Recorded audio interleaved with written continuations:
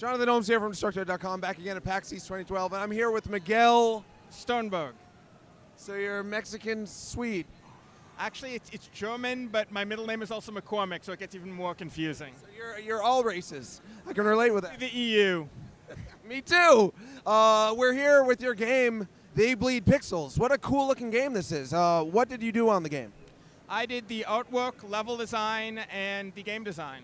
Wow, that's happening more and more. These like almost one-man games. You have some people helping you with the music and stuff like that, but yeah, with the music, and also Andrew here is a programmer, my programmer, and I guess I'm his artist. So the game is a purple schoolgirl with claws is killing monsters in large platforming environments. Is that what I'm getting here? Yeah, it's sort of a platforming beat 'em up, very hardcore. The beat 'em up combat is quite different from standard sort of button mashy beat 'em up. You really have to think about what you're doing, and it uses a single button and direction, sort of like Smash Brothers or the game Nidhogg, if you know that one. What's it called? Nidhogg. It's a really cool indie fencing game. Oh yeah, I never got to play it. I've seen it though. That's awesome. So, what made you want to do a purple girl with claws for your game? It was literally like the way a lot of character design stuff is. I'll work really small on the pixel art character and just sort of try a bunch of things, and sort of I was doodling around and suddenly that character came out and I'm like, this is really cool. It just felt right, huh? Yeah, and then sort of figured out what she'd look like larger, which is a poster we've got over there. Yeah, she's very menacing but adorable, which I think is great. And one of the things I really love about the game, from what I can tell anyway, is that you've grasped onto combining simplicity with complexity. Like the graphics are very simple, but the animations are very complex. The input is very simple because it's one button combat, but the level of complexity to the combos is seemingly infinite. Yeah, no, it's definitely sort of trying to mix different things. Like even the pixel art, we're mixing pixel art with HD textures and graphics as well. So we've basically just, like anything that's sort of combined in an interesting way, we went for. It's like taking a little bit of chocolate and peanut butter. Yep. Some would say. You like that sandwich? Sounds good.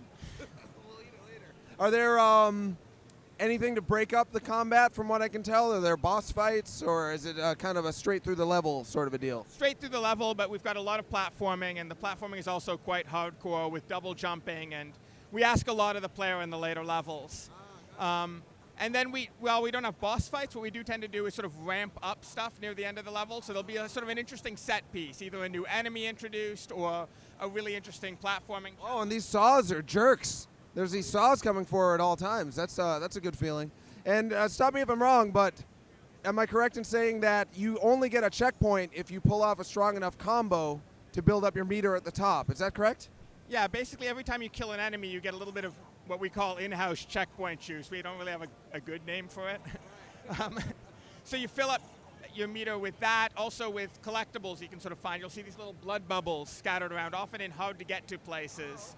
And so encouraging the player to challenge themselves by traversing the difficult parts of the environment, and also to not get lazy with their combos, to continue to try to kick ass. Generally, if you do the hard stuff, you'll get checkpoints more often. Whereas if you try to sort of skip combat or like skip some of the harder jumps, you're risking losing a chance to put down a checkpoint, and therefore you're risking losing all that progress. What a fine idea! I've never seen that done. Did you make that up?